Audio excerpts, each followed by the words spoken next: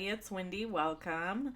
Today I'm going to show you how I created this gorgeous card. Now I have to tell you, in the video here you're probably not seeing all the shimmer and shine that's happening, but trust me, in person this image or technique is amazing.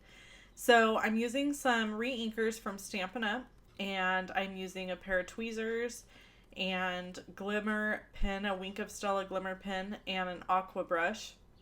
And then I have some Arches cold press 140-pound cardstock watercolor paper here. And I'm going to do some watercoloring with the Wink of Stella.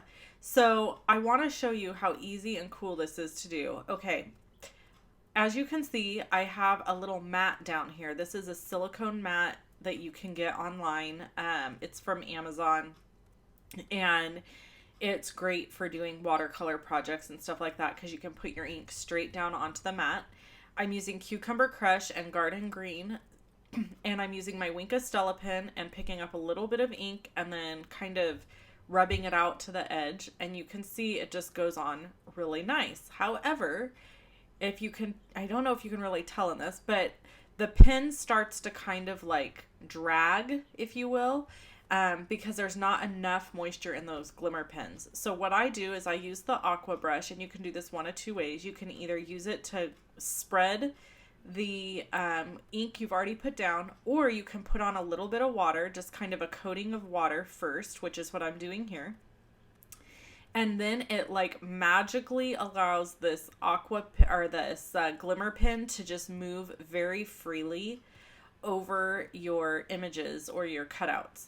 Now you can see that the die cut is still in its original paper where I die cut it, and I found that this is much easier. I had to learn the hard way, and I die cut something, popped it all out, and then was doing the coloring, and you'll see that here in a minute how much harder it is to do. So I'm covering everything first in Cucumber Crush, and I know that this just looks like a big blobby mess, but just trust me, hang with me here.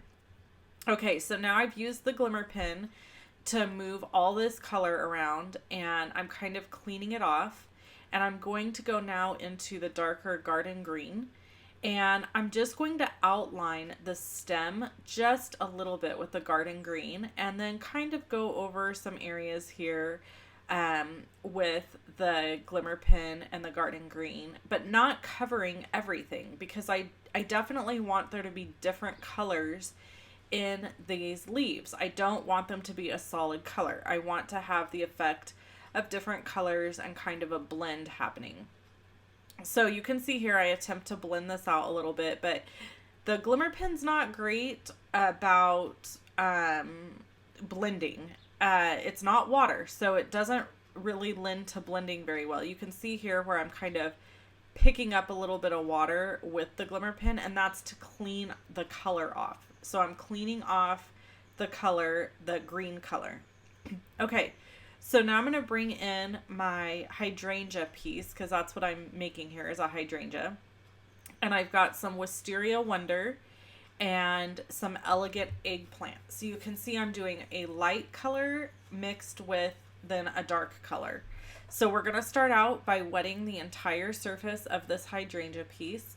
And the Arches watercolor paper holds up really well to this technique when you're wetting the surface completely and then going back in with more ink and stuff. It holds up great. It doesn't do a lot of warping, and it just really allows that water to sit on top of the paper instead of soaking in.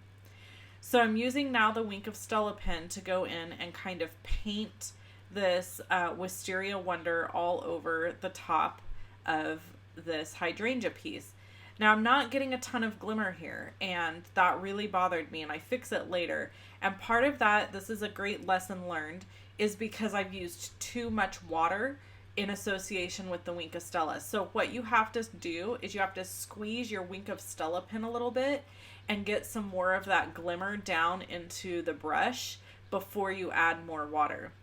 I fix it later, but I'm just telling you to avoid having to do an extra step. Just go ahead and squeeze the Wink of Stella and allow a little bit more of that glimmer to come down. Okay, so now I'm going to use the Elegant Eggplant, and I'm going to create some really dark spots and leave some of the lighter spots. So the key to giving lots of dimension is allowing yourself to leave some of those lighter areas and not get too heavy-handed covering them up. Because I really wanted this to have lots of different color and texture. I'm not worrying about a light source.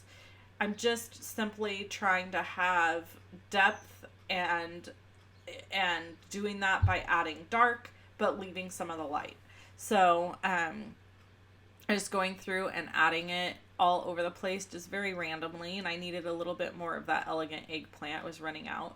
So the cool thing about this mat that I'm using is you can just take a wash rag or paper towel that's a little bit damp and just wipe, and it will wipe away all of the ink and everything that's on there. It's super awesome. So anytime I do stuff like this that's kind of messy, I use this this mat. And I'll link to this mat over on my blog. And the supply lists for everything that I'm using can be found over on my blog. The link to that is in the description below the video. So I'm just going ahead and adding. One more thing I want to mention is the Thoughtful Branches bundle. This die cut set and stamp set are only going to be available till August 31st. So if you want those, make sure that you purchase them in my online store. So this is how the card turns out, and you can see all that glitter happening. And then I just wanted to show you when you pull out the leaves and everything and then punch out all the little pieces, how pretty this is, because I know it looked like a big mess earlier when I was doing it. So after you get all the little pieces punched out, you just have this beautiful leaf piece that's left over, and you can see that in my card. And there's more pictures on my blog if you want to see more pictures of this technique. So I really, really, really love how this card turned out. It's probably one of my favorites in the last few months that I've done.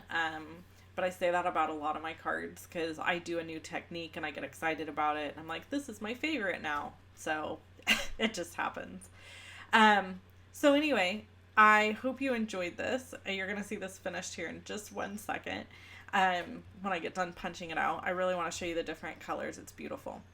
And if you have any questions, comments, leave them below and I'll get back to you. Thanks for watching. Bye-bye.